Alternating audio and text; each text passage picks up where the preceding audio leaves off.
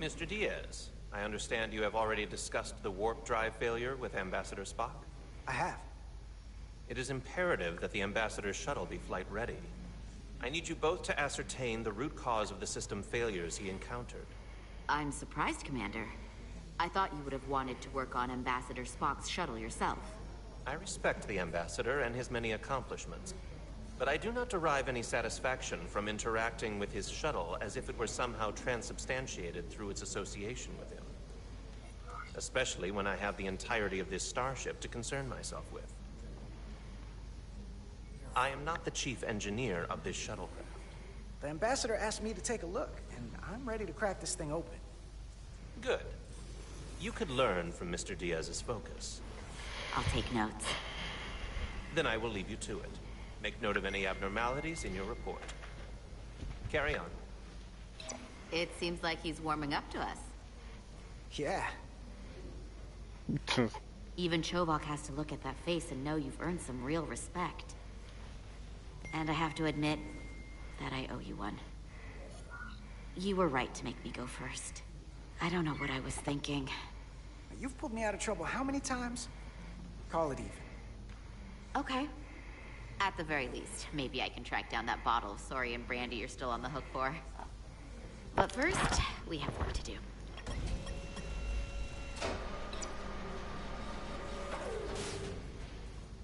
Ready to go?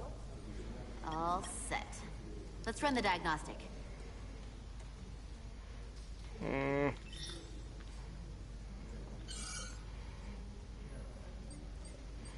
So... I know about your talk with Miranda. You do? She sent me a Priority 1 dispatch right after your conversation. Knowing you two as well as I do, I thought you'd jump at the chance to, take it to the next level. Why'd you tell her you just wanted to be friends? I was surprised to hear that. I mean, we already know you like her. Well, honestly, I was worried you wouldn't approve of, you know, fraternization with... I'd have been fine with it. But this is simpler. Better. Just, when you see her, don't make a big deal of it. And I'll be there to smooth things over. Is that thing done yet? Yeah, it's wrapping up. Let's see. The relays along the primary EPS are blown. The backup relays are all intact. An EPS overload from the warp drive could cause that. But how did the shuttle end up dead in the water? Huh. Well, maybe the ship's data recorder can tell us something.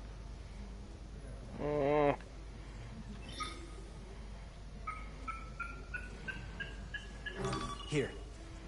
They were only about 8 minutes from their plotted warp point. No faults, just those warnings. What are they?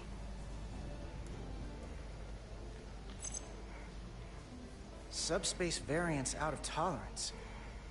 What does that mean? It means the main navigation array lost sight of space somehow. Will the array going offline cause that? Yes, but it should have also thrown a fault code.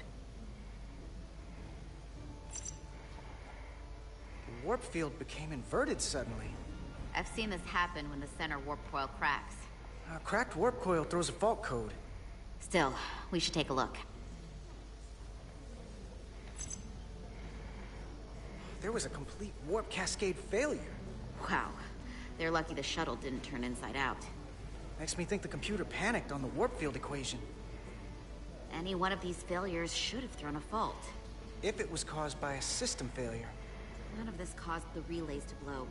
Roll forward to when that happened. Yes, ma'am. So here, they take a moment to get their bearings and they attempt to re-engage the warp drive. There. That's the relays blowing. Don't make a big deal of it. And look, there's another warp system alert. They're all the same. Subspace variance out of tolerance, or warp inversions. Finally, there's a complete warp cascade failure. Then it's one of two things. Either a warp coil is cracked, or the navigation array is offline. That makes sense. Divide and conquer. You want to check the warp coils or the navigation array? I'll check the other. Let's not overcomplicate this. One of these systems is likely broken. I'll check the navigation array.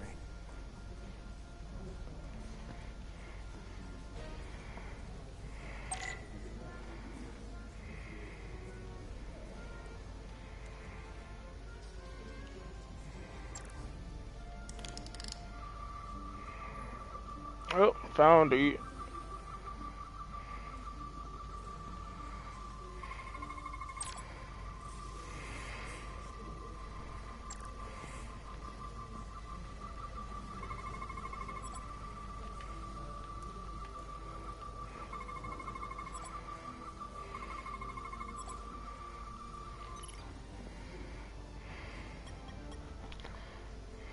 Navigation array checks out, so it must be a coil. Except it's not. Checked and double-checked. Well, the readings don't lie. Here comes the security detail for the way team.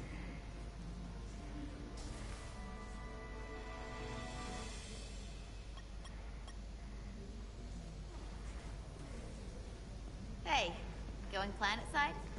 Yep, as soon as the negotiating team comes down from the bridge. Apparently, we don't get to leave just because I'm ready. Should be an interesting ride down to the surface. I'm not looking for a repeat of whatever went down here. Yeah, we're still trying to figure that out. How dare they keep you waiting? Don't they know who you are? I mean, how hard can this diplomacy stuff be? I'm sure I could handle it myself. No doubt about it. Hey, Maris. Aren't these those button pushers you're always hanging out with? And you're the phaser jockeys we always beat in Parisi squares, right? All aboard for Hotari. That another one of the captain's railroad things? Gotta be. I just usually zone out by the time he gets to the whole, steam engines were the warp drives of their day part. Catch y'all later.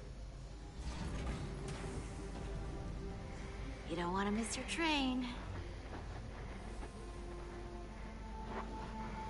I do have to go. Back before you know it, sport. So, I'll catch up with you two then. I'll be right here, waiting. You have a shuttle to put back together. Or something. Be seeing you.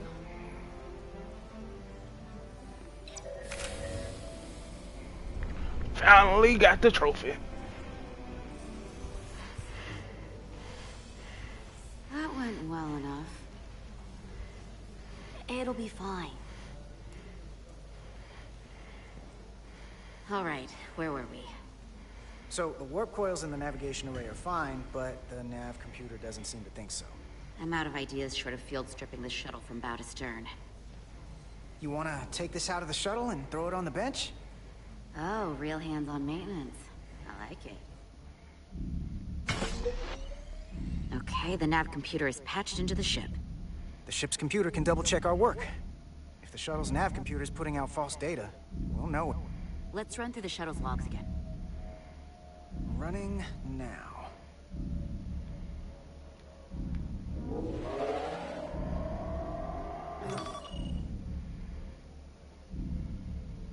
Same. Warp field inversion and a cascade failure. However, the Resolute computer doesn't show the same subspace variance. We're in the same conditions that the shuttle was in when it failed. Why wouldn't the ship's computer get a matching result? What if the subspace variance was a momentary occurrence?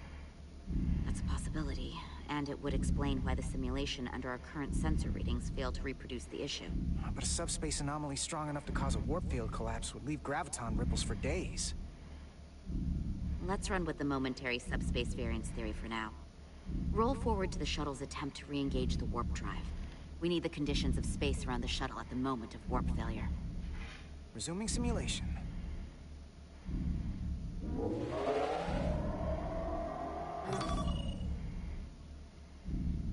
Error in warp field calculation.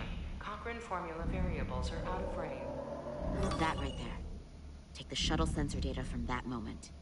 Computer, why did the warp field calculation fail?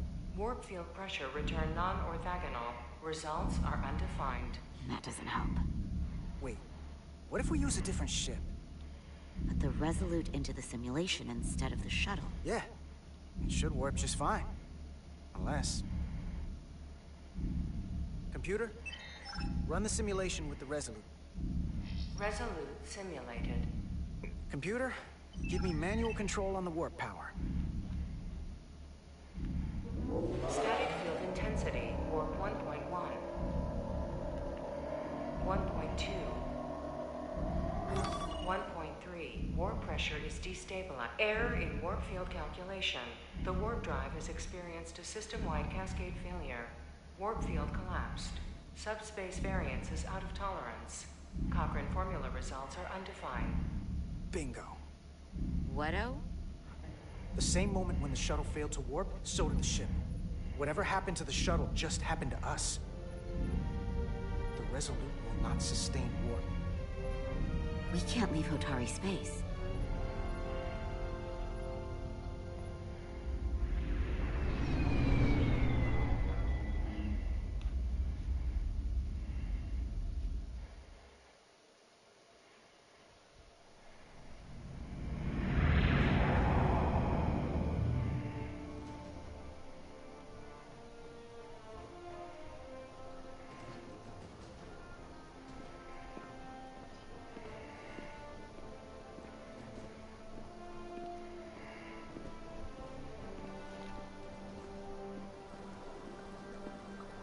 Ambassador Spock, Captain Solano, welcome to Hotari.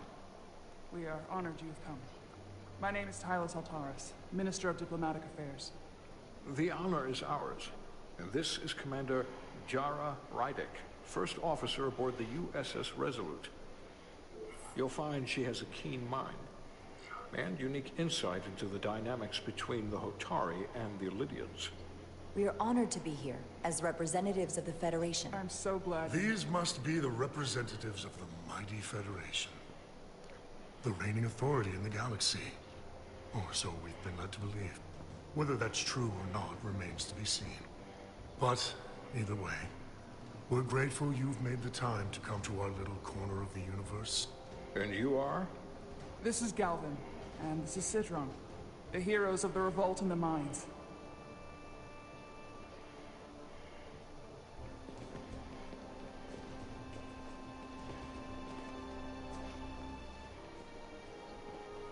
Let's hope this is the last time we ever have to come here. If you'll excuse me.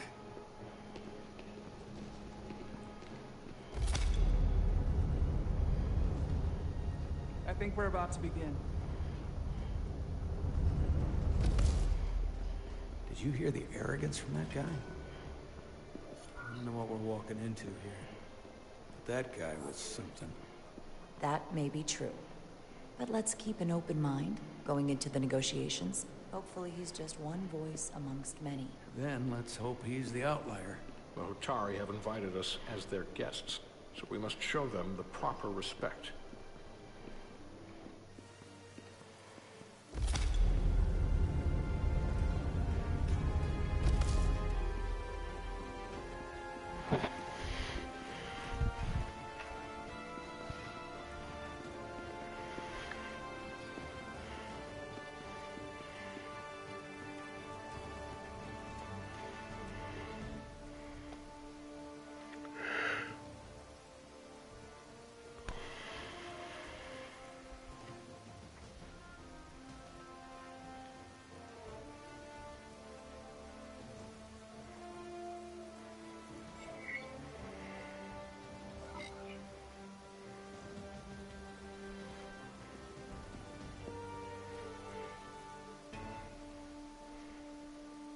Ambassador Spock, welcome to Hotari Prime. The honor is mine, Your Majesty. That the Federation would send one of their most respected representatives is not only an honor to the Hotari people and their queen, but a recognition of our stature and importance. Let's get on with it, shall we? With all due respect to the Federation and their ambassador, they have no authority here. We are not members of their alliance. We are not subject to their rule, nor yours. We demand the immediate return of all mining operations to Illydian control, as it has been for centuries and will be for centuries more. That has always been our understanding. That understanding has changed. Then you invite war. And if you cannot remain silent, you will be silenced.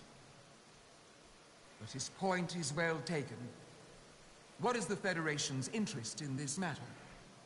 Perhaps you would have us trade one oppressor for another? The Federation remains neutral. Our only interest is the peaceful resolution of this conflict. We are here at your request, Your Majesty. For now. I'm trying to keep an open mind here, but it's not easy. I thought they wanted us here. Was there something you wanted to say, Captain? Oh, no. My apologies. And what about the Kobliad? She's not part She can speak for herself, can't she? Then let her.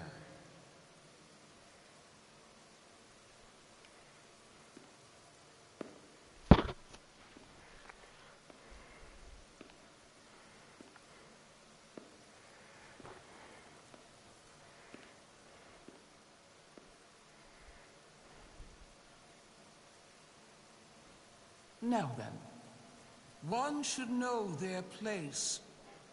What you might be somewhere else is not what you are here. Which is standing before a queen.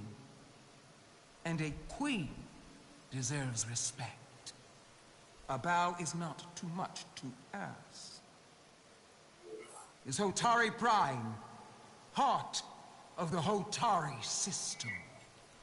My name is Commander Jara Rydek, Your Majesty. I prefer to be called by my name, not my species.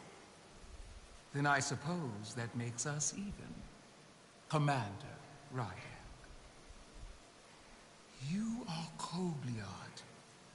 Your people suffered brutal treatment at the hands of the Cardassians.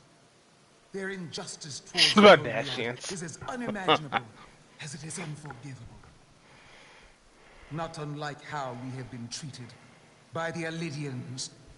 As much as they'd have you believe they are the victims here, remember it was the Hotari who attacked us.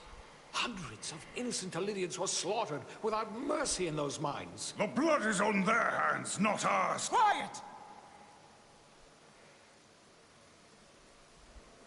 If after all the Kobliad suffered, you finally had the chance to right that wrong, to get out from under their control, would you take it? Or would you negotiate a peace?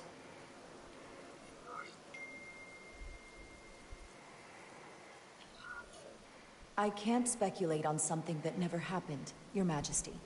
Sadly, that opportunity never came for the Kobliad. No, it did not. But we'd be wise to learn from their example, before we too find ourselves facing extinction.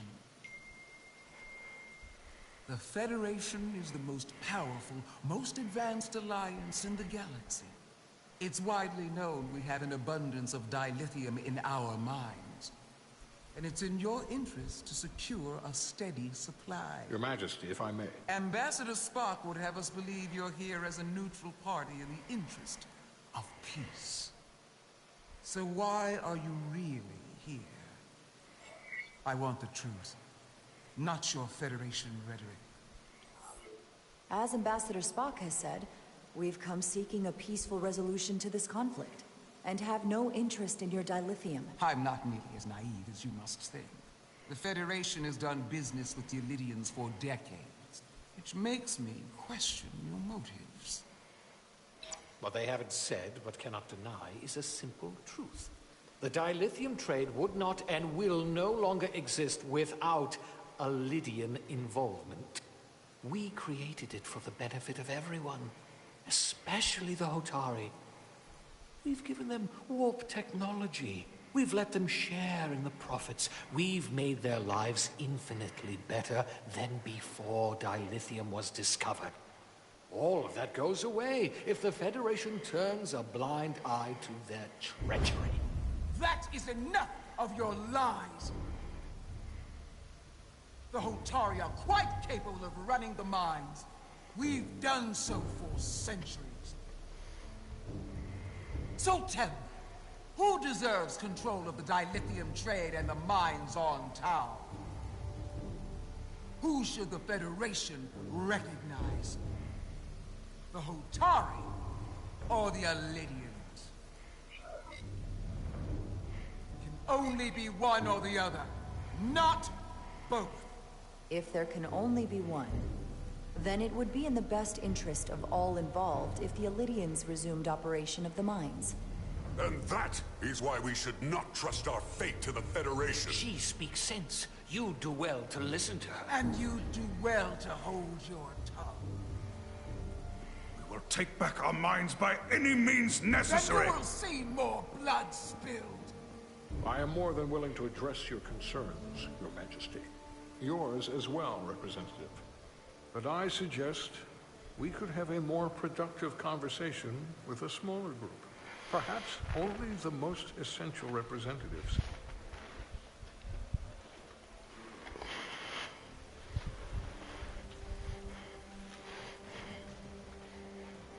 I would agree, Ambassador Spock.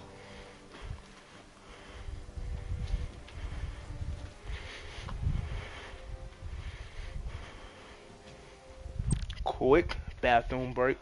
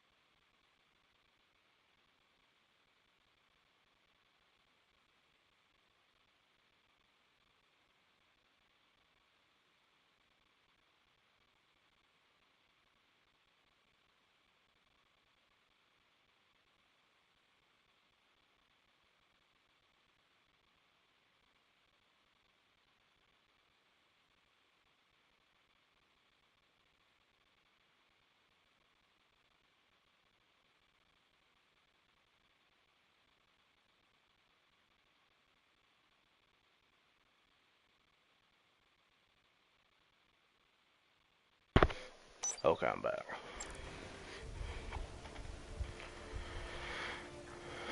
I think this is best left to those of us with more experience in diplomatic matters.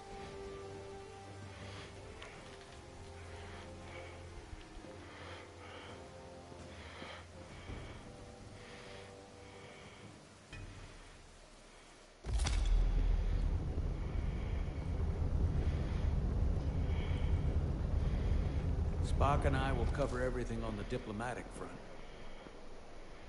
You make nice with the locals and see if you can get some answers. We need to find out why the Hotari are so willing to risk war. What happened to those mines?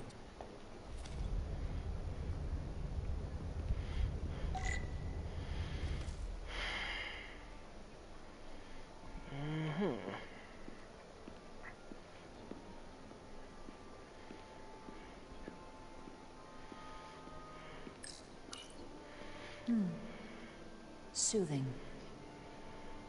That water looks terrible.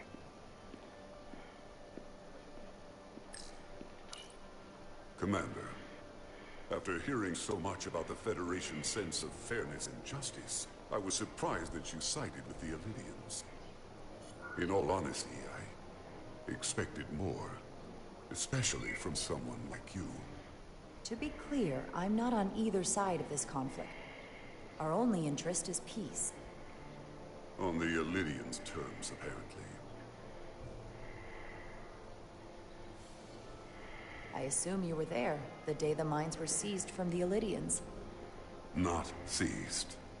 Reclaimed. And restored to their rightful owners. Yes, I was there. We had to be decisive. Before the Elidians could even realize their worst nightmares upon them. Did you have help from someone else? Hotari stands alone against the Illidian forces. We don't need help from anyone.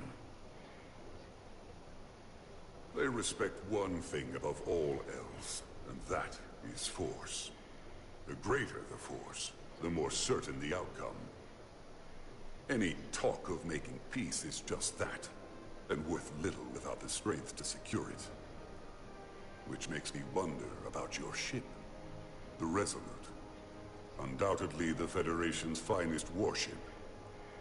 Ready to contend with anything the Illidians might have in store. Or is that not true? Maybe I've misjudged it. I wouldn't say state-of-the-art, but the Resolute is plenty capable and can hold its own against just about anything. Let's hope so. Because at the moment, it's the only thing preventing them from wiping us off the map. Sidron. A pleasure meeting you, Commander. I'm sure we'll cross paths again. Weird, but okay. Commander Rydek, I have to admit, I was surprised when you said the Illidians should control the dilithium trade. I was under the assumption the Federation is neutral, but maybe I was wrong. I can assure you, we aren't on anyone's side. We are and will remain completely neutral. You have my word. I hope that's true, for all of our sakes. I saw you speaking with Sidron, our national hero. I'm curious, what did he say? He seems to be of the opinion that negotiating for peace is a waste of time. Because force is the only blunt instrument he understands. He's a miner, not a diplomat. For the first time in our history, the Hotari have the upper hand. We see ourselves as strong instead of downtrodden. New voices have risen up. Old voices shouted down. Galvin and Sidron have become national heroes. Now, they have the Queen's ear. Better or worse, depending on your perspective. I get the sense you don't exactly trust them. I don't trust their instincts, which are leading us to war. My fear has been that the Illidians will launch an attack and crush us. You've seen their starship, no doubt. They could have retaken the mines whenever they wanted to, but it never happened.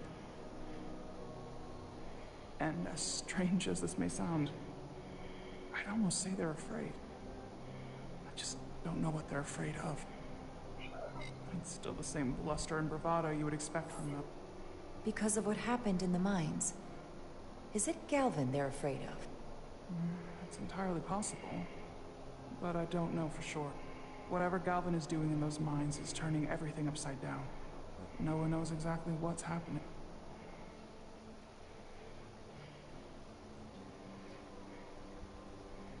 Since the day of the revolt, Galvin has seized control of the mines and restricted all access. No one's allowed without his personal authorization. And they've taken over a section of the palace with just as much secrecy and security. I'm told it could be something they brought back from the mines. I've made inquiries, but everyone pretends it doesn't exist. I strongly suspect they're hiding something. What do you think it is? I've heard rumors it's some sort of ancient artifact, but I haven't seen it myself. How can we know?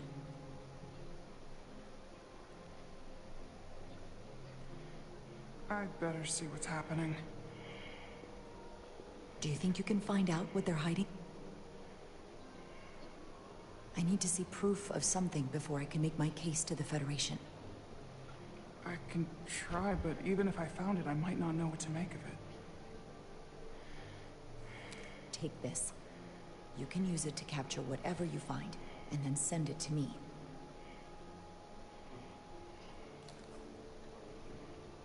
Thank you.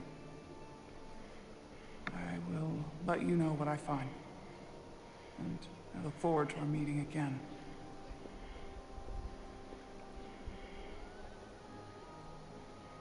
Sorry, I don't mean to bother you, but I couldn't help but notice you were speaking with the Hotari this whole time.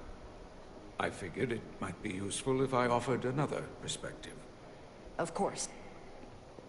I have to say, I fully expected you to side with the Hotari, but obviously the Federation wants a steady supply of dilithium. Something only we can offer. Without Illidian involvement, there is no dilithium trade. Left to the Hotari, it would be nothing short of a disaster. We're not on either side. Our only interest is the peaceful resolution to this conflict. As is ours. Of course, the question is, at what price?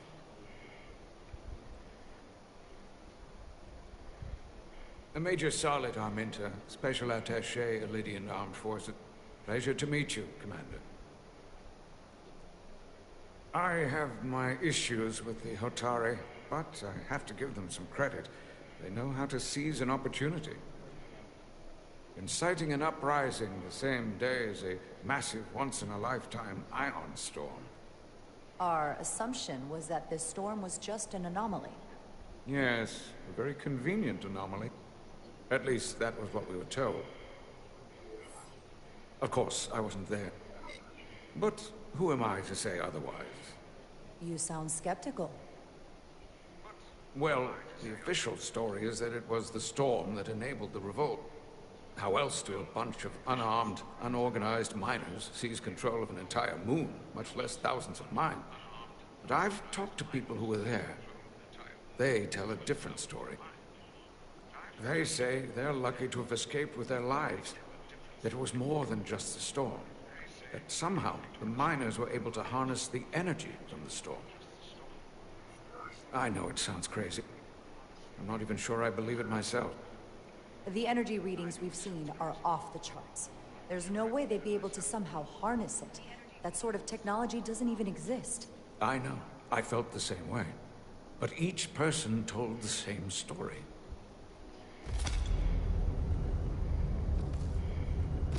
If you'll excuse me, Commander Ryder.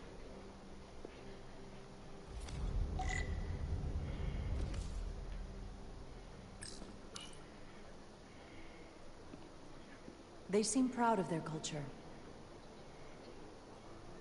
Pride can lead to rash action.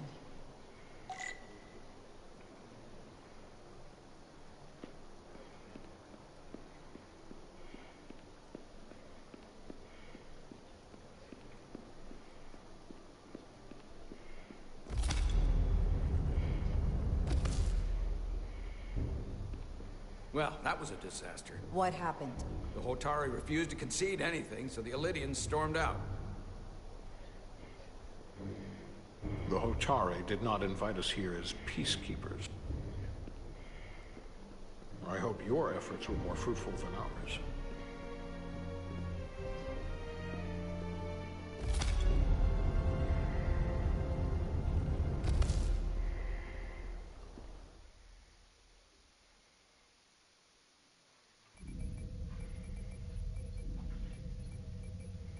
Gravitational harmonics failing to resolve. Warp bubble stability degrading. Increase output to maximum. Increasing warp output to maximum. It's happening again.